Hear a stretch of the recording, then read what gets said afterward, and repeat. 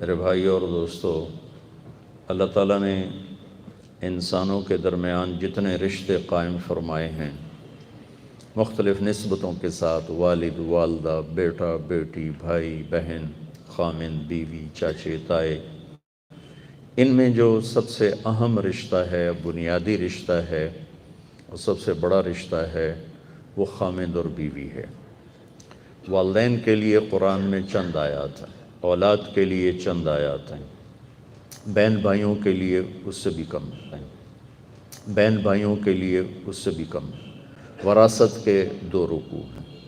لیکن خامند اور بیوی کیسے زندگی گزاریں اس کے لیے سینکڑوں آیات کہ یہ بنیادی رشتہ ہے، اس سے نسل بنتی ہے، پھلتی پھولتی چلتی ہے۔ اگر اس میں دراڑ پڑے گی تو پورے معاشرے میں اس کا خوفناک اثر آئے گا۔ اگر یہ مضبوط ہوگا تو پورے معاشرے میں اس کا خوبصورت اثر آئے گا۔ اس لیے اللہ تعالیٰ نے اس رشتے کو چلانے کے لیے کیا کرنا ہے، باقی رکھنے کے لیے کیا کرنا ہے، کوئی اونچ نیچ ہو جائے تو دور کرنے کے لیے کیا کرنا ہے، اونچ نیچ دور نہ ہو رہی ہو پھر کیا کرنا ہے، اس کے لیے قرآن بھرا پڑا ہے۔ سورۃ بقرہ بھری پڑی ہے، سورۃ آل عمران بھری ہوئی ہے، سورۃ نساء بھری پڑی ہے۔ باقی ایک اگر سارا خلاصہ بتاؤں تو ہر رشتے کو جو چیز چلاتی ہے، جس سے وہ رشتہ مضبوط بھی ہو اور باقی بھی رہے، وہ جان بین کے اخلاق ہیں اور جان بین کا حسن سلوک ہے۔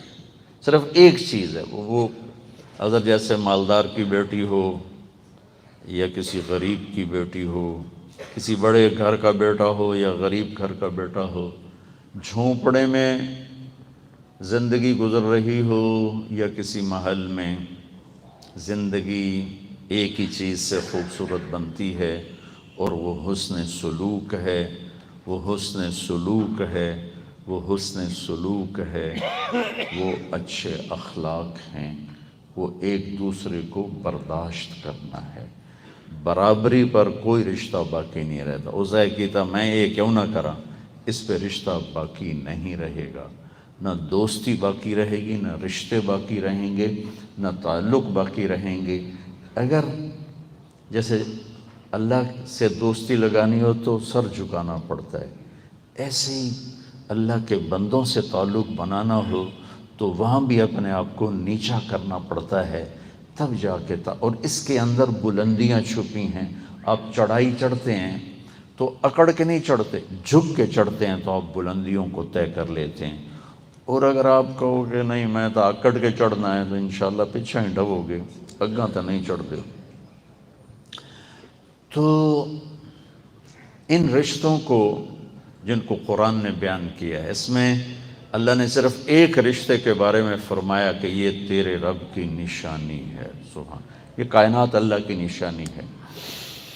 ان فی خلق السماوات والارض، اللہ کہتا زمین آسمان، واختلاف اللیل والنہار، دن اور رات، والفلک التی تجری فی البحر بما ينفع الناس، سمندر میں کشتیاں، وما انزل اللہ من السماء من ماء، آسمان کا پانی، فاحیا بہ الارض بعد موتها، زمین کا سرسبز ہونا، وبث فیہا من کل دابہ، اس میں زندگی کا پروان چڑھنا، وتصریف الریاح، موسموں کا ہیر پھیر عدل بدل، والسحاب المسخر بین السماء والارض، زمین آسمان کے درمیان بادل، لآیات لقوم یعقلون، یہ تیرے رب کی بڑی بڑی نشانیاں ہیں۔ یہ ہے قرآن کا طرز کہ وہ کائناتی چیزوں کو بطور نشانی کے نا اپنی ذات کے لیے پیش کرتا ہے۔ رشتوں میں صرف ایک رشتے کو اللہ نے بطور نشانی پیش کیا ہے کہ تیرے رب کی نشانیوں میں سے ایک بہت بڑی نشانی ہے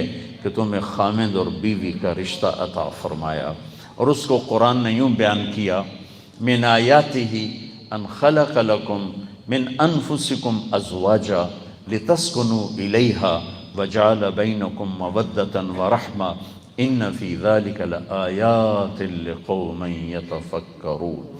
تیرے رب کی نشانیوں میں سے زمین آسمان، سورج چاند ستارے سیارے، بارش بجلی گرج چمک، پہاڑ دریا سمندر، یہ سب اللہ کی نشانیاں۔ لیکن اللہ نے کہیں کہا ہو تیرے ماں باپ تیرے رب کی نشانی ہے، تیری اولاد تیرے رب کی نشانی ہے، تیرے بہن بھائی تیرے رب کی نشانی ہیں، کہیں نہیں کہا۔ صرف ایک رشتے کو اللہ نے کہا تیرے رب کی نشانیوں میں سے ایک بہت بڑی نشانی ہے کہ اس نے تمہیں خامند اور بیوی کے رشتے میں جوڑا، اور اس میں سکون رکھا، اور اس میں محبت کو رکھا، اور اس میں ہمدردی کو رکھا۔ اور یہ تینوں چیزیں جنم لیتی ہیں اچھے سلوک سے۔ لڑکی کی زبان تیز ہو، لڑکے کی زبان میں زہر بھرا ہوا ہو تو محبتیں بھی گئیں، سکون بھی گیا۔ سسرالی معاشرہ ہمارا ہاتھ جوڑ کے معافی مانگتا ہوں سنگ دل ہے، رحم دل نہیں ہے۔ وہ پنجاب ہو، سندھ ہو، بلوچستان ہو، کے پی کے ہو، اور میں تو اللہ نے دنیا پھرائی، کتنی دفعہ پھرائی۔ سسرالی معاشرے کو پتہ نہیں ہے کہ آنے والی بیٹی کو کیسے لے کے چلنا ہے۔ تو وہ ایک حدیث یاد آئی، میرے نبی نے کہا یہ جو میرے مدینے والے صحابہ ہیں یہ بڑے اچھے لوگ ہیں۔ اور کس چیز پہ تعریف کی؟ وہ تہجد بڑی پڑھ دین، روزے بڑے رکھ دین، جہاد بڑا کر دین، تبلیغ بڑی کر دین، نہیں نہیں۔ فرمایا کہ او بھائی تو کی کر رہے ہیں، بہ جا، سارے پریشان کیتی جانا۔ میرے نبی نے فرمایا یہ میرے مدینے والے جو صحابہ ہیں یہ بڑے اچھے لوگ ہیں۔ اچھائی کی وجہ جو ذہن میں آتی ہے، جہاد بڑا کر دیں، تبلیغ بڑی کر دیں، ذکر بڑا کر دیں، نمازاں بڑیاں پڑھیں۔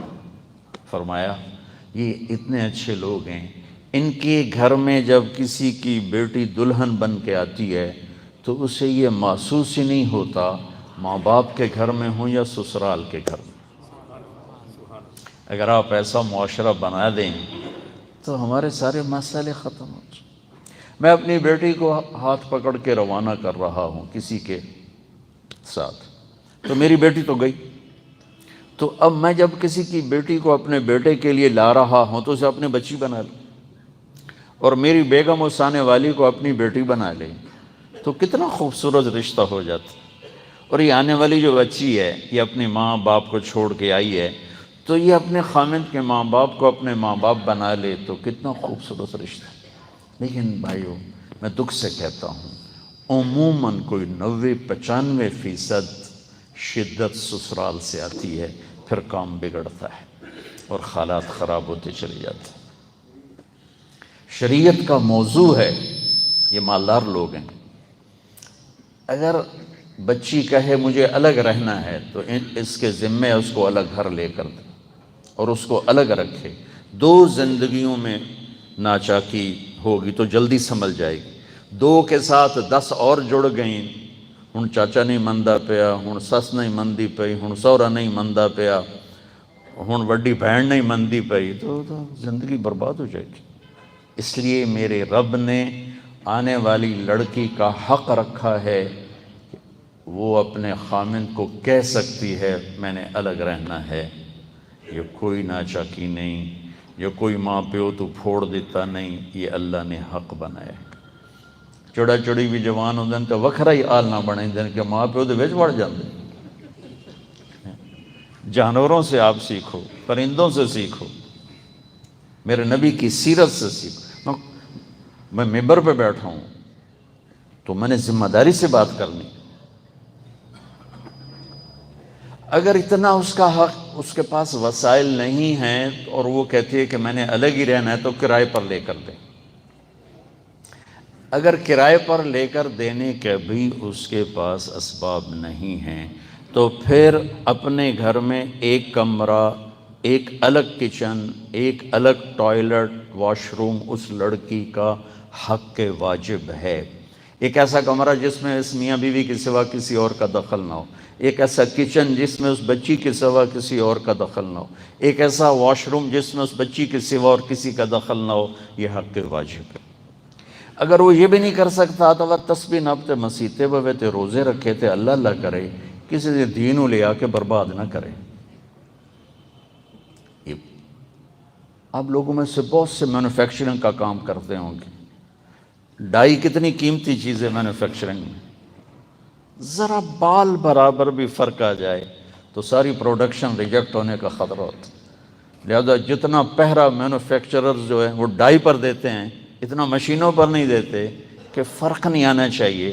اور کائنات کی سب سے بڑی ڈائی عورت ہے، جس میں کائنات کی سب سے بڑی مینوفیکچرنگ ہو رہی ہے کہ عظیم ترین پروجیکٹ اس میں نکل کے باہر آ رہا ہے۔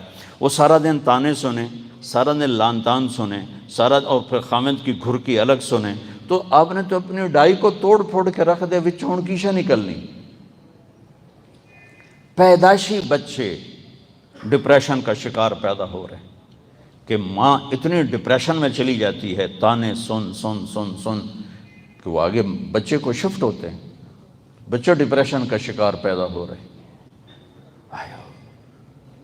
اچھے اخلاق سے گھروں کو آباد کرو۔ میں 2 لفظ قرآن کے سناتا ہوں جس میں پوری زندگی گزارنے کا طریقہ موجود۔ دیکھو میرے نبی نے 11 شادیاں کی، اللہ کی قسم کوئی عورت کے شوق کی شادیاں نہیں تھیں۔ مالی فی النساء من رغبہ، میرے نبی نے کہا مجھے عورتوں کی کوئی خواہش نہیں۔ پھر میرے نبی نے فرمایا ما تزوجت وما زوجت الا بوحی من السماء نزل به جبریل، کہ میری بات کان کھول کے سن لو، میں نے جہاں شادی کی، میں نے جہاں بیٹی کی شادی کی، پہلے آسمان سے جبریل وحی لے کر آئے، پھر میں نے یہ قدم اٹھایا۔ 11 شادیاں کیوں کی؟ ہمیں زندگی سمجھانے کے لیے کہ گھر کا دین اور ڈیلنگ، انسان سے ڈیلنگ مشکل تر۔ نماز پڑھنے واسطے ہونے 5 منٹ نہیں لگے تھا، اثر پڑھ لئی، ایک لوٹا پانی دا وایا ہے تو 5 منٹ مولوی بہداللہ سانو فارغ کر چھڑے۔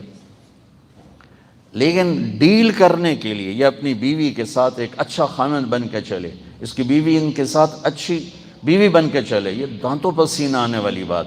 اس لیے میرے نبی نے 11 گھر آباد کر کے ہمیں زندگی سمجھائی۔ 25 سال کا نوجوان کیوں شادی کرے گا 40 سال کی بیوہ سے؟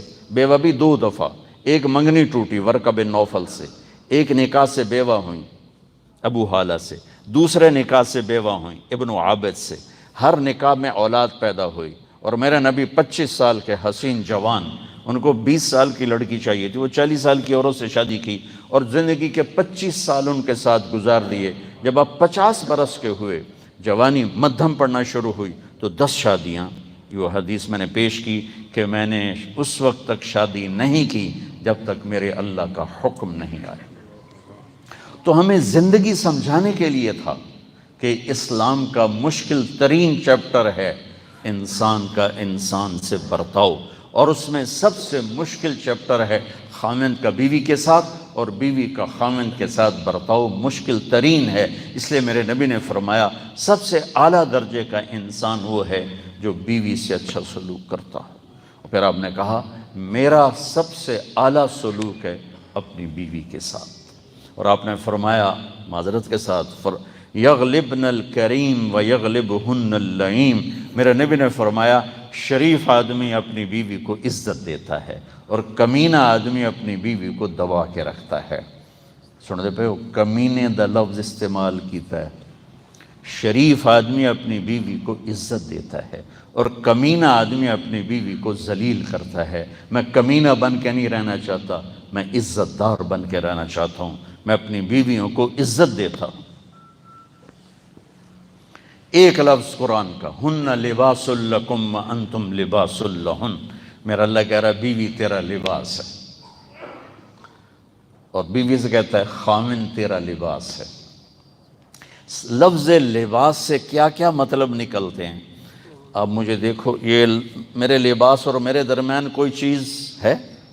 میں ہوں اور میرا لباس ہے نا، تو اس لفظ لباس میں اشارہ ہے خامند اور بیوی کے درمیان کسی تیسرے کو داخل ہونے کی اجازت نہیں ہے، نہ بچے کے ماں باپ کو نہ بچی کے ماں باپ کو۔ جب میں نے اپنی بیٹی کا ہاتھ پکڑ کے دے دیا تو اس کے بعد خامند کا حق ماں باپ سے زیادہ ہے، اور جب یہ کسی کی بیٹی کو لے کر آیا ہے تو اس کی حفاظت کرنا ماں باپ سے زیادہ ہے، کہ میرا لباس اس کے درمیان کوئی چیز نہیں ہے، تو خامند اور بیوی کے رشتے کے درمیان کسی کو داخل ہونے کی اجازت نہیں ہے۔ ہمارا جوائنٹ فیملی سسٹم ہے، اور ایک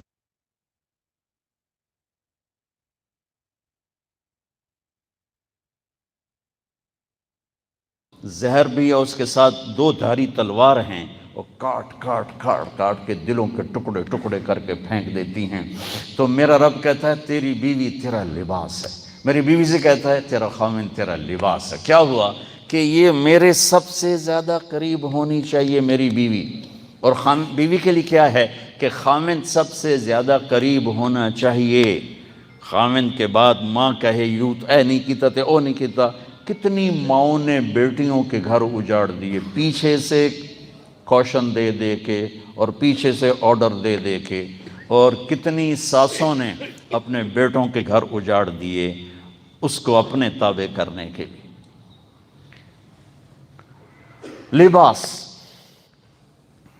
لباس کا کام کیا ہے؟ دوسرا مطلب، ایک مطلب میں نے بتایا کہ میرے اور میری بیوی کے درمیان کسی اور کو داخل ہونے کی اجازت نہیں۔ اللہ کے واسطے سیکھو۔ میں آپ کو اپنا واقعہ سنوں۔ میری بیوی کی شادی، میری شادی یہاں ہوئی، دیہات میرا ضلع ملتان میں۔ اللہ نے اپنے خزانوں سے بہت کچھ دیا۔ کلچر بتا رہا ہوں، کلچر، گھر دیاں بیبیاں کٹھی ہوئی ہوئی ہیں۔ میری ماں چولہے دی نگرانی تا کر دی آئی، کدی چولہے تے بندی کوئی نہ آئی، ٹھیک؟ نوکر نوکرانیاں ڈھگ لگویا، ساریاں کٹھیاں پہ ہیں۔ مینوں نصیحت ہو رہی، ماں تیری چولہے تے سڑدی پئی ہوندی ہے تے بیگم تیری ٹھک تے منجی تے بیٹھی ہوندی۔ میں کیا میری ماں کدا چولہے تے سڑی، مینوں کدی وکھاؤ تو صحیح۔ یہ کلچر ہے، یہ تہذیب گندی تہذیب ہے کہ آنے والی کو چبھونا ہی چبھونا ہے، کوئی نہ کوئی خنجر، کوئی نشتر۔ ماں تیری چولہے تے سڑدی پئی ہوندی۔ میں کہ میری ماں ہی مینوں جمیا، میں تو اپنی ماں نو بچپن تو ویکھیا، وہ تو کدی چولہے تے نہیں سڑی، وہ تو کوئی نوکر ہوندے نوکرانیاں۔ اج شدی آئیے ایک شہروں آئیے، ایک رشتہ پہلے تو ہے کوئی نہیں، دیہاتی ماحول ہے، تو انہوں میں چولہے تے باہر چڑھا ہے، یہ تو انجے گئی کام تو بیچاری انہیں ہی فوت ہو جاسی۔ یہ ہمارا کلچر ہے کہ ساس سسر پازیٹیو نہیں ہیں، نیگیٹو ہیں۔ لڑکے کے لیے لڑکی کے ماں باپ نیگیٹو ہیں، اور لڑکی کے لیے لڑکے کے ماں باپ نیگیٹو ہیں۔ حالانکہ کتنا خوبصورت رشتہ ہے، میں آنے والی بہو کو بیٹی بنا لوں، اور آنے والی اپنے خامند کے ماں باپ کو اپنے ماں باپ بنا لے، تو کتنا خوبصورت رشتہ۔ تو میرے نبی نے کہا انصار بڑے خوبصورت لوگ ہیں، آنے والی کو محسوس ہی نہیں ہونے دیتے ماں پیو دا گھر ہے یا سابریاں دا گھر ہے۔ لباس، میرے اور میری بیوی کے درمیان کسی کو حائل ہونے کی اجازت نہیں۔ لباس کا کیا کام ہے؟ میرے عیب چھپاتا ہے۔ تو میرا کیا کام ہے؟ میں بیوی کی کمیاں چھپاؤں۔ میری بیوی کا کیا کام ہے؟ میری کمیاں چھپائے۔ لباس کا کیا کام ہے؟ مجھے خوبصورت بناتا ہے۔ تو میرے ذمے ہے میں اپنی بیوی کو حسن سلوک سے خوبصورت بنا دوں، اس کی زندگی کو خوبصورت کر دوں۔ اور خامند کا کیا کام ہے کہ وہ حسن سلوک سے اپنی بیوی کی زندگی کو خوبصورت بنا دے۔ لباس میں کیا ہوتا ہے؟ جب میں بڑا ہو جاتا ہوں تو میں لباس اپنی پسند کا خریدتا ہوں۔ پھر ماں پیو کی پسند ہے جب تک پیشاب پوتڑے وچ ہوندے، بڑے ہو گئے نہیں، ہوں آپے بازار جانا ہے، آپے ہی ویکھنا ہے، آپے ہی خریدنا ہے۔ تو لباس میں اشارہ ہے کہ شادی کے وقت بچے بچی کی رائے کو دیکھو۔ اگر بچی ہاتھ جوڑ دے ابا جی میں نے یہاں نہیں کرنا، تو بچی نافرمان نہیں ہے، اس نے اپنا حق استعمال کیا ہے۔ اگر بیٹا کہہ دے کہ لباس، لفظ لباس سے بتا رہا ہوں، جب ہم بڑے ہو جاتے ہیں ہم لباس میں خود مختار ہوتے ہیں۔ چھوٹے ہو تو ہمارے لباس ہمارے ماں باپ لاتے ہیں، اور جب ہم بڑے ہو جاتے ہیں تو ہم لباس اپنا پسند کرتے ہیں۔ تو بھائیو اپنے بچے بچیوں کی رعایت کر کے رشتہ کرو، بچی سے پوچھو۔ میرے نبی نے کہا میں نے اس وقت تک شادی نہیں کی جب تک کہ جبریل نہ آیا۔ اب مولا علی تشریف لاتے ہیں اور حضرت فاطمہ کا رشتہ مانگتے ہیں، بول نہیں سکے شرم کی وجہ سے۔ آپ کو تو پتہ تھا کیوں ہے، علی کیسے آئے، چپ، تو آپ نے خود ہی کہا فاطمہ کے رشتے کے لیے آئے ہو، کیسے؟ جبریل پہلے سے موجود ہے کہ یا رسول اللہ یہیں ہونا ہے۔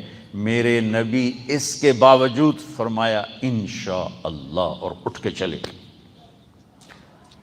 آپ باہر نکلے تو سامنے صحابہ کھڑے تھے، کیا ہوا؟ کہ انکار ہو گیا۔ انہوں نے کہا کیوں ہے؟ کہ بول رہی کچھ نہیں، چپ کر کے چلے گئے۔ تو عبد الرحمن بن عوف نے پوچھا کوئی گل کیتی ہے؟ کہ بس اتنا آکھیا انشاءاللہ۔ کہ مبارک ہو گیا۔ تو آپ نے فرمایا کیسے ہو گیا؟ کہا نبی کا انشاءاللہ ہاں ہوتا ہے۔ اب سنو، ہاں کیوں نہیں کی؟ ہاں کیوں نہیں کی؟ جبریل آپ بیٹھو ہوئے، اللہ دا پیغام ہی آ چکے ہوئے تھے، ہاں کیوں نہیں کی تھی؟ گھر گئے، بیٹی فاطمہ علی کا رشتہ آیا ہے، ہاں کر دوں؟ اللہ اکبر، اللہ اکبر۔ ساڑیاں تا اج دیاں بچیاں انکار نہیں کر دیاں، تے تہاڈا کی خیال ہے فاطمہ آکھنا میں نہیں کرنا؟ جنت دی عورتاں دی سردار، حسنین دی ماں بنن والی، اللہ دے شیر دی بیگم بنن والی، انہاں آکھنا جی نہیں میں نہیں کرنا۔ بھائیو ہمیں سمجھانے کے لیے تھا کہ جبریل بھی آ جائے تو بیٹی سے پوچھو ہاں کروں کہ نہ کروں۔ جب حضرت فاطمہ نے اشارہ دیا ہاں کا، پھر باہر اسی وقت تشریف لائے، علی کٹھا کرو۔ ایویں مسجد بھر گئی تو آپ نے علی کو سامنے بٹھا کر فرمایا لوگو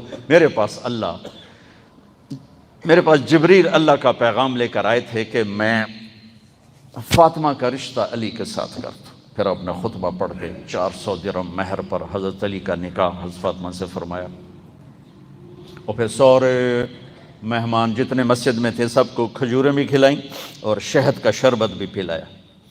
اور پھر جب رخصتی ہوئی 1 مہینے 1 سال 6 ماہ 3 روایت، تو آپ نے حضرت علی باقاعدہ سواری لے کر آئے، اونٹنی لے کر آئے، سلمان فارسی ساتھ آئے، عقیل ساتھ آئے، آپ علی کو اندر لے گئے اور فاطمہ کا ہاتھ پکڑ کر علی کے ہاتھ میں دے کر فرمایا علی تجھے نبی کی بیٹی مبارک ہو۔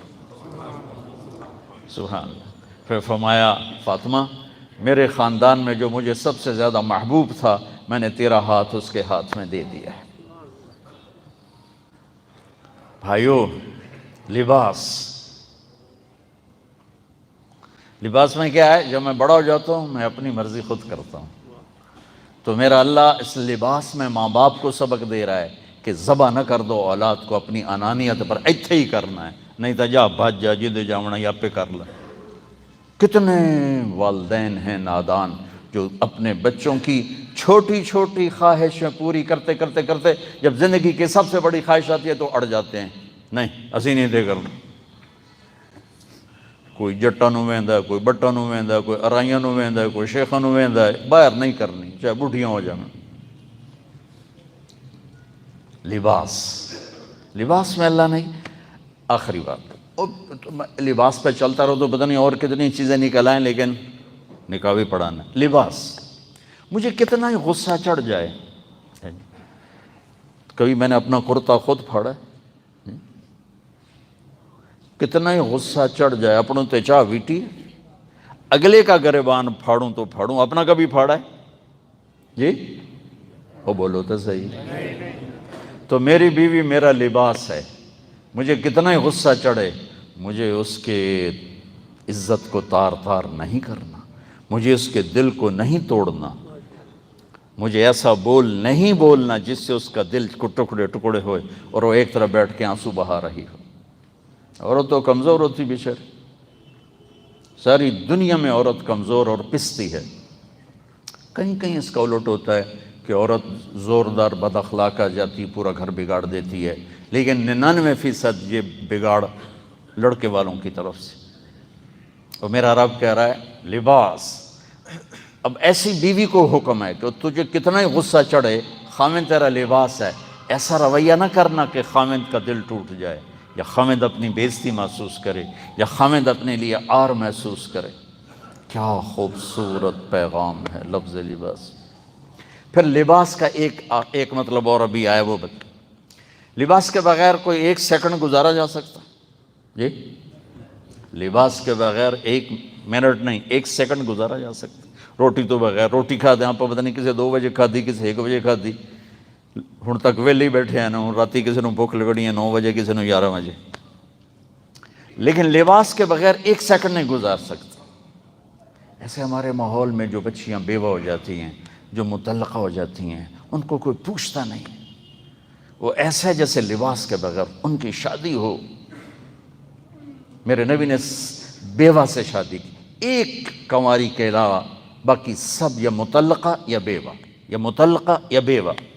اور میرے نبی نے فرمایا تمہیں سب سے عالی شان صدقہ بتاؤں؟ آپ لوگ ماشاءاللہ صدقے خیرات کرتے رہتے ہو۔ میرے نبی نے فرمایا تمہیں سب سے عالی شان صدقہ بتاؤں؟ کہا جی کیا؟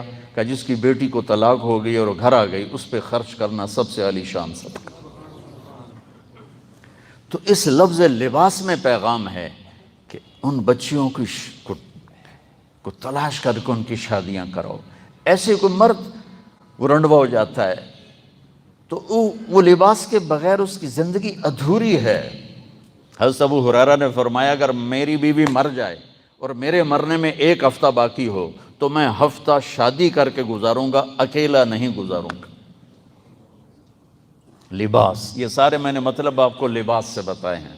اور ایک لفظ اور بتاتا ہوں، نساؤکم حرث لکم، تمہاری بیوی تمہاری کھیتی ہے۔ میرا ذمہ دار گھر سے تعلق ہے، ہم کھیتی کے تابع ہو کے چلتے ہیں، کھیتی کو اپنے تابع نہیں بناتے۔ وہ پانی مانگتی ہے، ایسے یہ نہیں آدھا نہیں حالی میں نے ویل کوئی نہیں میں پرسوں تینوں پانی دے سا، پچھے مڑ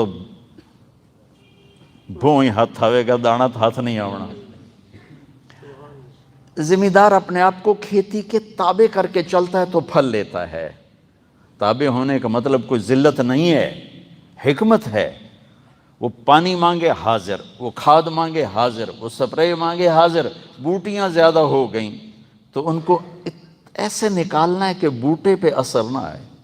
ایسے اوزار بنے ہوئے ہیں کہ وہ آرام سے اندر سے گندی بوٹیاں نکال لیتے ہیں اور پودے کو کچھ نہیں کہتے۔ ایسے سپرے آ چکے ہیں جو بوٹیوں کو جلا دیتے ہیں اور فصل کو نہیں کہتے۔ ذمہ دار جب تک اپنی فصل کے تابع نہیں ہوتا وہ پھل نہیں لے سکتا۔ چلو تھوڑی مثال دے، جب تک تم اپنے آفس کے تجارت کے تابع نہیں ہوتے ہو تجارت سے کچھ پاؤ گے؟ آج میرا موڈ نہیں دفتر جاون دا، کل جاسا، کوئی کرتا ہے پاگل تاجر ایسا؟ آپ اپنے آپ کو تجارت کے تابع کرتے ہو تو واپسی لیتے ہو۔ کیا خوبصورت اللہ تعالیٰ کہہ رہا ہے، چونکہ بیگم سے نسل پیدا فصل آتی ہے نا، تو اللہ نے کہا کھیتی سے فصل آتی ہے، تو فصل کو کوئی جوتے مارتا ہے، کوئی ڈنڈے چاہتے کھلو جاندہ ہے تو پھل نہیں لیا۔ کیا خوبصورت کہ یہ جو گندی جڑی بوٹیاں ہیں یہ وہ رشتے ہیں جو اس رشتے کو خراب کرتے ہیں۔ اس میں اگر انسان بن کے داخل ہو تو مطلوب ہے۔ کون سا گھر ہے جس میں جھگڑا نہیں ہوتا؟ کون سا گھر؟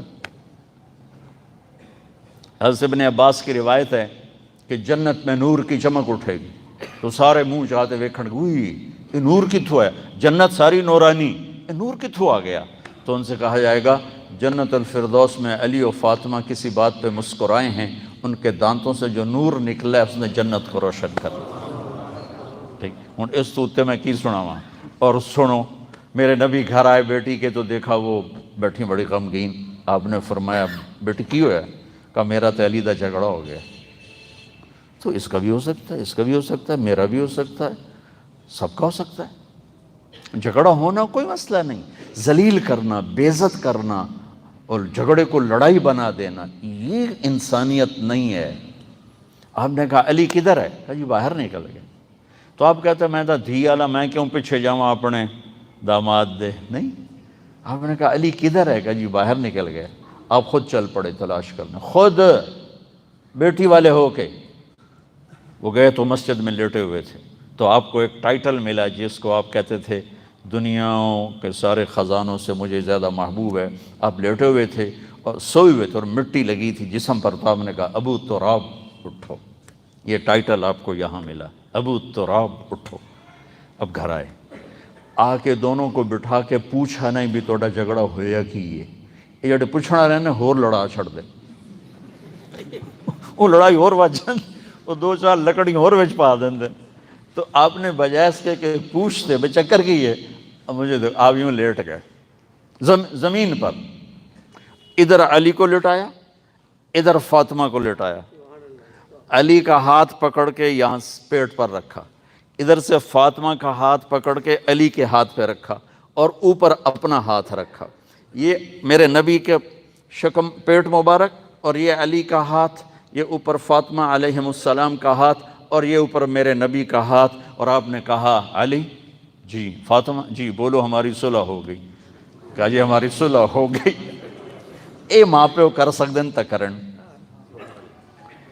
وہ ماں پتر دے کنی لگی بیٹھی ہوندی، میں تا چاہ ہی نہیں پوچھتی، میں تا سلام ہی نہیں کر دی، وہ بے وقوف جا اٹھی کے بیوی نو شروع ہو جاندی۔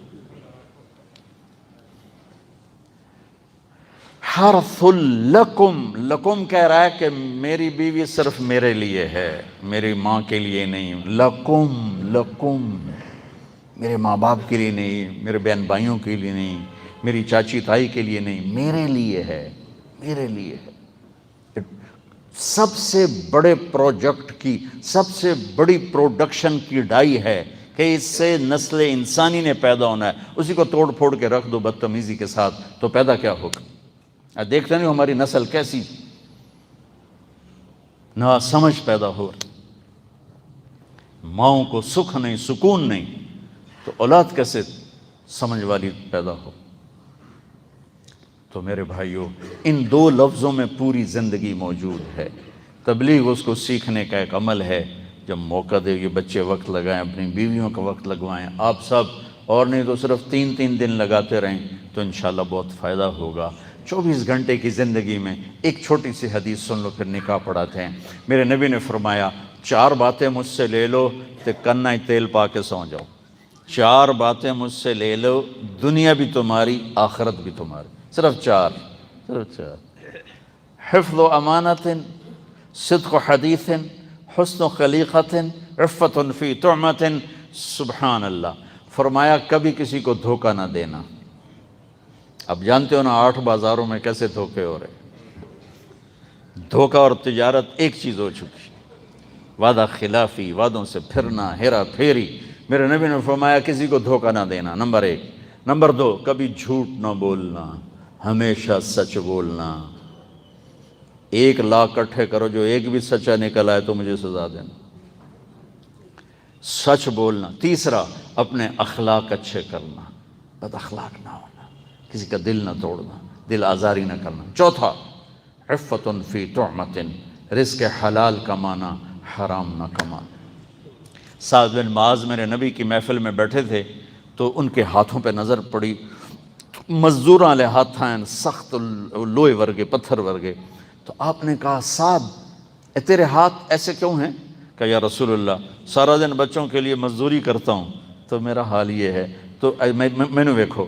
تو آپ نے ان کا ہاتھ پکڑ کے ایسے بوسہ لیا، پھر فرمایا بچوں کو حلال کھلاتے ہوئے جو ہاتھ ایسا ہو جائے گا اس پہ دوزخ کی آگ حرام ہو جائے گی۔ رزق حلال اتنی بڑی بندگی، اللہ تعالی ہمیں توفیق دے۔ لیاؤ بھائی پرچے پرچے۔ اعوذ باللہ من الشیطان الرجیم، بسم اللہ الرحمن الرحیم۔ یا ایھا الناس انا خلقناکم من ذکر